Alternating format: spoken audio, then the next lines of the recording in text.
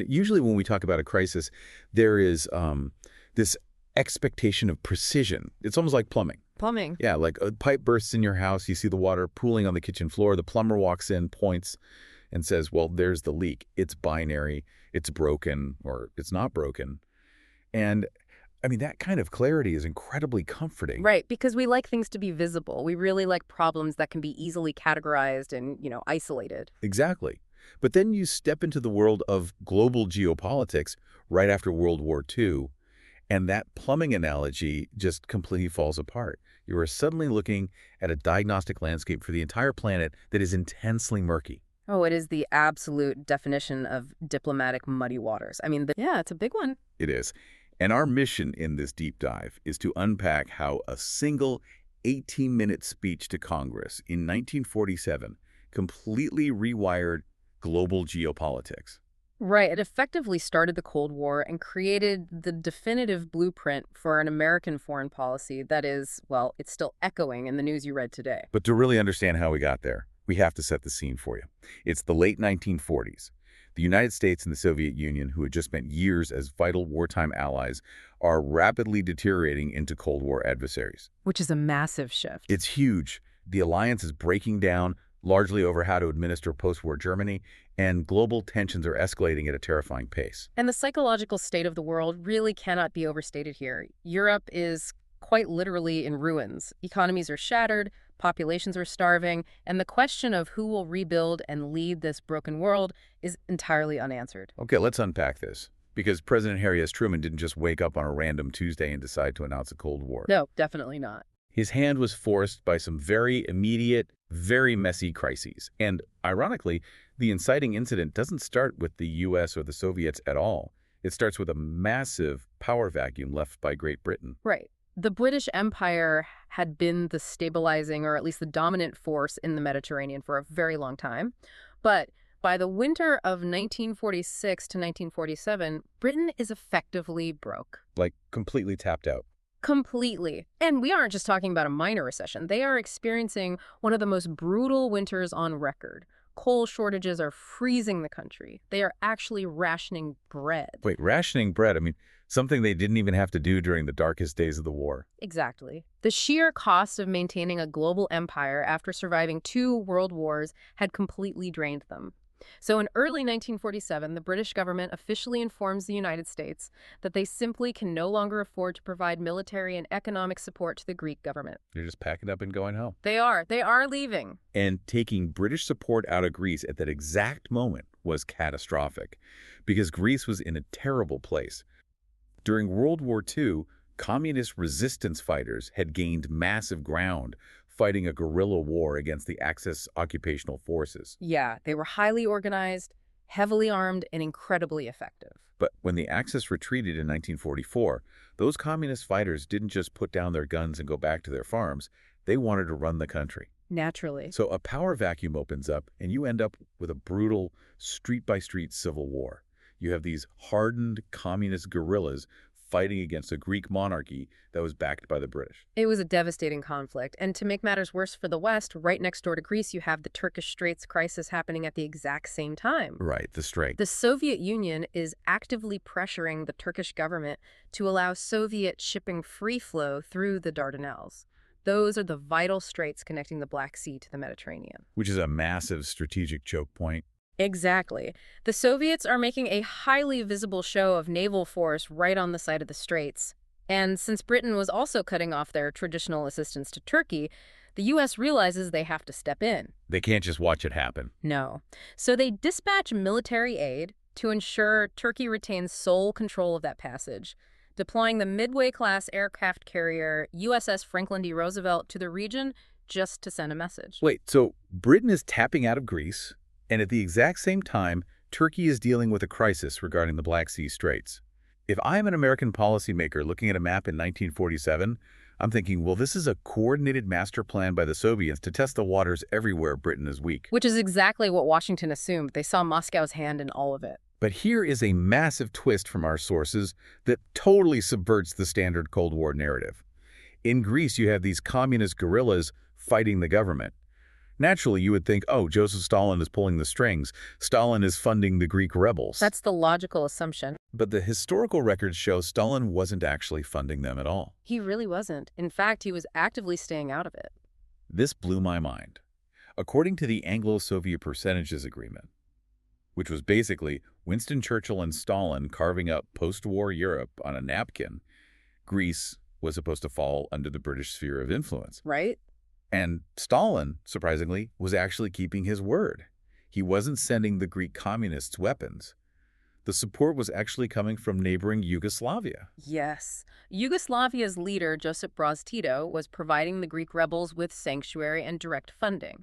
And he was doing this actively against Joseph Stalin's wishes. Wow. Tito was a fiercely independent communist leader, and he just wanted a friendly regime on his southern border. It just highlights how incredibly chaotic the situation was. It wasn't some neat, centralized Soviet plot directed from a singular villain's desk in Moscow. It was fractured. Very messy. But the nuance didn't matter to Washington, because Britain was tapping out regardless. I keep picturing this geopolitical situation as a precarious Jenga tower. Britain just slowly pulled out a massive foundational block from the bottom of the Mediterranean, and the U.S. realizes it has to catch the entire tower before it collapses. If we connect this to the bigger picture, Truman and his advisors didn't see Greece and Turkey as isolated local disputes. We have to remember that the American diplomat George F. Kennan had just sent his famous long telegram from Moscow in February 1946. Oh, right, the containment idea. Exactly. Kennan argued that the Soviets were inherently expansionist and would only respond to force. He advocated for a long-term strategy of containment, basically stopping their geographical expansion at every possible point. So when Truman looks at the unrest in Greece and the pressure on Turkey, he isn't just seeing two countries in trouble. Was he just reacting to Britain tapping out, or did he see a larger, more sinister pattern? He feared a massive pincer movement. American policymakers were terrified of a regional domino effect. If Greece fell to the communist insurgents, Turkey wouldn't last long, exposing a very dangerous flank. And if Turkey yielded to Soviet demands for the Straits, Greece's position was completely compromised. And what's past Greece and Turkey? The incredibly oil-rich areas of the Middle East and the warm water ports of the Mediterranean. It threatened to strengthen the Soviet Union's ability to completely cut off Allied supply lines and cripple the West in the event of another global war. Okay, so the Truman administration privately recognizes this massive strategic threat. But recognizing it in the Oval Office is one thing. Selling it to the country, that's entirely different. No, complete. Truman has a massive problem on his hands. The American public is completely war-weary. They just finished fighting a global conflict. Isolationism is naturally creeping back in. They want to focus on the domestic economy, not another European conflict. Right. And on top of that, Truman is a Democrat who has to get an unprecedented amount of peacetime funding approved by a fiscally conservative, Republican-controlled Congress. How did he actually pitch this massive intervention? Well, he knew he needed buy-in from the highest levels first. So Truman lays the groundwork by calling a private high-stakes meeting with key congressional leaders. He brings in his heavy hitters: Secretary of State George C. Marshall and Undersecretary of State Dean Acheson. And the sources detail exactly how Acheson makes the pitch to these skeptical lawmakers. He doesn't just talk about supply lines or abstract geopolitics or the nuances of the Dardanelles. He lays out the domino theory, but he uses a highly visceral domestic metaphor. It's a very famous metaphor. Acheson compares a communist state to a rotten apple that could spread its infection to an entire barrel. It is a brilliant piece of rhetoric. Acheson takes a highly complex international civil war halfway across the world and distills it into a simple, relatable image. Yeah, everybody understands rotten fruit. Right. If you are a farmer and you have one rotten apple in a barrel, you know you don't just ignore it, you have to remove it immediately, or the rot spreads to all the healthy apples. He argued that the rot of Greece would spread to Turkey, then to the Middle East, then to Europe. And it absolutely works on the room. The chief Republican spokesman on foreign policy, Senator Arthur Vandenberg, is impressed. Vandenberg himself had to overcome the doubts of fierce isolationists in his own party, like Senator Robert A. Taft, who wanted nothing to do with European nation-building. Which was a tough sell. It was. Yeah. So Vandenberg turns to Truman and basically says, Mr. President, I will support you. But to get this money passed by Congress, you're going to have to go out there and literally scare the hell out of the American people. Which is an incredible piece of historical advice. You have a sitting senator actively advising the President of the United States to deliberately cultivate domestic panic to bypass legislative gridlock. And Truman leans right into it. He tasks his team with drafting a speech that turns the dial up to 11. In fact, when they circulate the draft of Truman's upcoming address, George Marshall and George Kennan, the very guy who proposed the concept of containment, actually push back. They thought it went too far. They did. They tell Truman the speech has far too much rhetoric. They argue it's too ideological, too extreme, and paints the world too black and white. But Truman firmly defends the draft. He points right back to Vandenberg's advice. He knows that his request for hundreds of millions of dollars in peacetime aid will only be approved by a war-weary Congress if he plays up the existential threat to the absolute maximum. Here is where it gets really interesting. You have to step back and look at the mechanics of this decision. Is this a genuine geopolitical panic about the Middle East and the Mediterranean, or a calculated, media-sensitive PR move deliberately designed to manipulate the federal budget? The historical consensus is that it's a potent mix of both, and that is what makes it so fascinating. Historian Dennis Merrill argues in our sources that this doctrine endured precisely because it addressed broader cultural insecurities. Like the atomic bomb and things like that. Exactly. The world was globalizing, modern life was terrifying after the invention of the atomic bomb, and Truman channeled that anxiety. It enabled a presentation that won bipartisan support, and it mobilized massive American economic power to stabilize unstable regions without resorting to sending American troops. It essentially brought the concept of nation building to the forefront of foreign policy. We aren't just fighting wars, we are funding economies to prevent wars. Exactly. But it relied fundamentally on cultivating a baseline of domestic fear. It required the American public to be consistently deeply afraid of an impending, spreading rot. So this private strategy of fear moves to the public stage. Yeah. March 12, 1947. President Truman steps up before a joint session of Congress and delivers an address that lasts just 18 minutes. It's incredibly brief for a speech that changes the world. It really is. And right in the middle of it, he drops the core thesis. He says, I believe it must be the policy of the United States to support free peoples who are resisting attempted subjugation by armed minorities or by outside pressures. That single sentence is the defining manifesto of the Truman Doctrine. It divides the globe into two clear camps: free peoples and totalitarian regimes. Now, as we look at the historical pushback to Truman's speech, it is really important for us to note to you, the listener, that our goal today is just to look at what the historical records show. Right. We are not taking sides, and we aren't endorsing the left-wing communist insurgents or the right-wing Greek monarchy. We are just unpacking the facts of how this was received. And the facts show that, while the speech was widely praised, Collier's magazine actually described it as a popularity jackpot, for the President Truman faced fierce skepticism from observers who saw a glaring hypocrisy in his words. Right. Truman is standing before Congress, pledging the wealth of the United States to support free peoples and defend pristine democracy. But critics immediately pointed out that the Greek monarchy Truman was proposing to defend was itself a highly repressive, authoritarian government. They weren't exactly a beacon of liberty. Not at all. The Greek government had literally just presided over a period known as the White Terror. This was a period of intense, brutal persecution against Greek leftists, union leaders, and political opponents following the initial clashes of the Civil War. Wow. So, framing this intervention purely as a noble defense of democracy against authoritarianism was, to many journalists and politicians, factually problematic and deeply misleading. And beyond the hypocrisy of who we were funding, some critics were terrified of the sweeping, open-ended nature of Truman's promise. He didn't say, we will support Greece and Turkey. He said, we will support free peoples resisting subjugation anywhere. It's a huge commitment. There's this incredible anecdote in the sources about the highly influential political columnist Walter Lippmann. Lippmann was one of the most respected voices in American journalism at the time. Yes, and Lippmann was completely appalled by this blank check pledge. He didn't want a global ideological crusade. He wanted a targeted diplomatic approach. The sources note that Lippmann got into a furious argument with Undersecretary of State Dean Acheson over the sweeping nature of the doctrine. Over drinks, right. Yeah, they were at a private gathering. And the argument got so heated over the implications of this policy that the two men almost came to physical blows.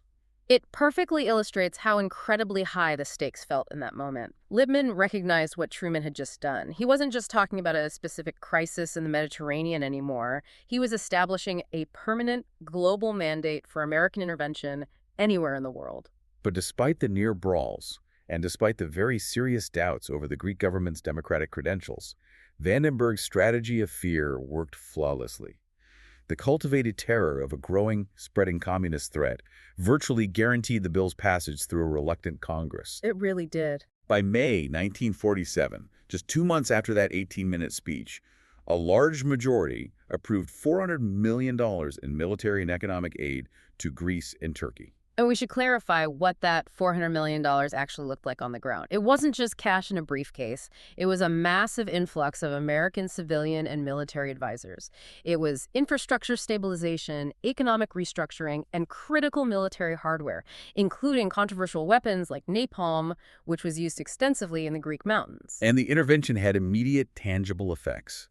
The increased American aid directly assisted the Greek government in finally grinding down and defeating the communist guerrillas by 1949.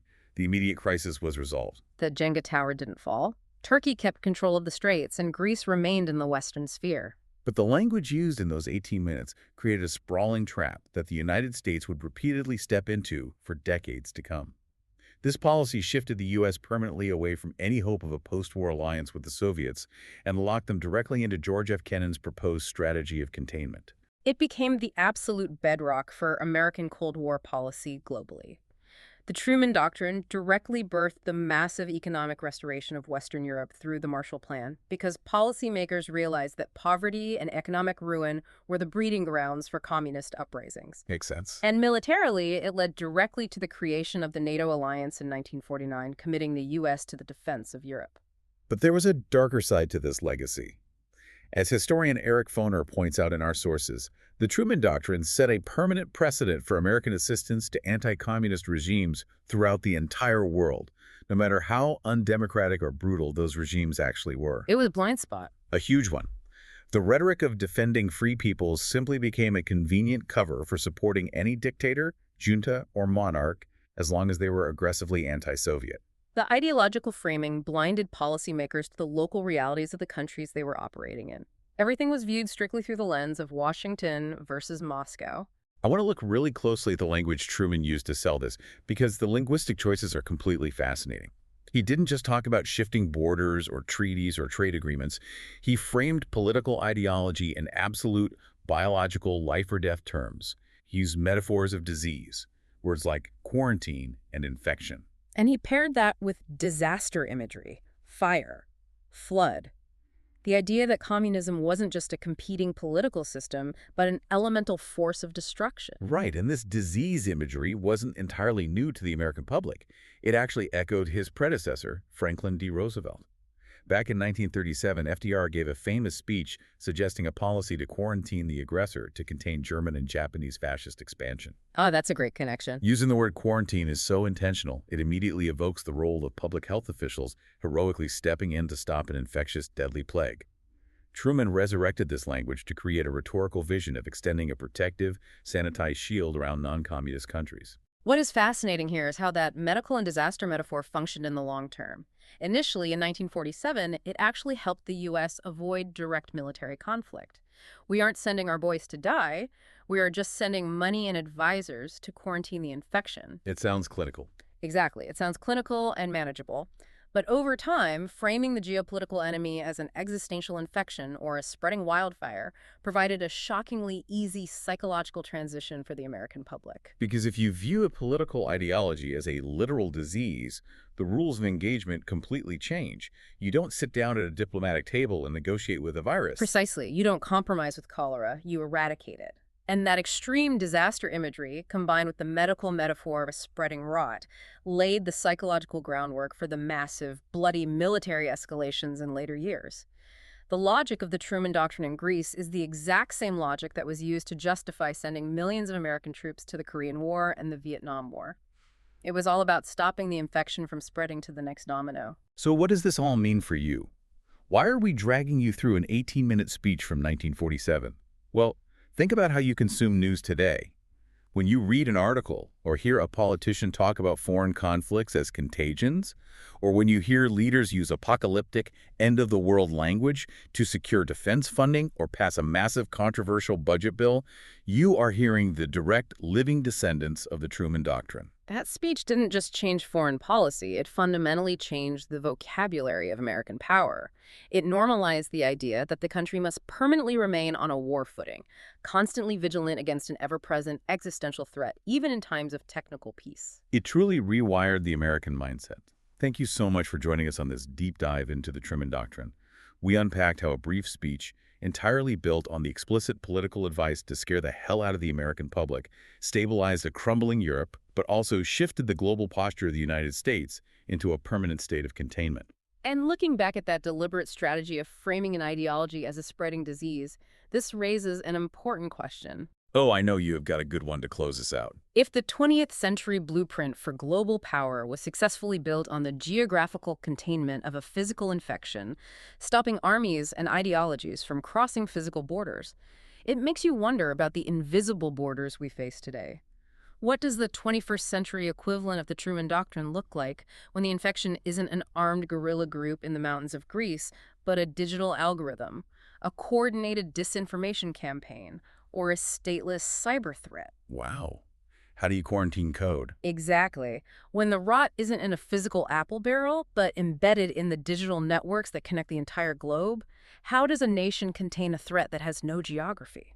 That is an incredible lens to view modern conflicts through. We started today talking about crises being like broken pipes, visible, fixable, clean. But as Truman proved, when you convince everyone the water on the floor is actually a deadly contagion, the methods to clean it up change the world forever. Keep learning, keep questioning, and we will see you on the next deep dive.